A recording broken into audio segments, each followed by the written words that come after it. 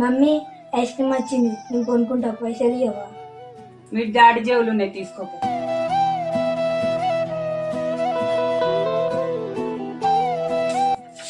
Mummy నేను స్కూల్లో tour పోవాలి, పైసలు ఇవ్వవా?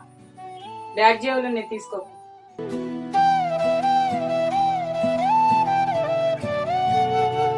మమ్మీ ఎప్పుడు పైసలు అడిగినా డాడీ జీవన్ నుంచి తీసుకోమంటావు, డాడీ లేడుగా. డాడీ లేని లోటు మీకు తెలియద్దని డాడీ జేబులో పైసలు పెడతాను.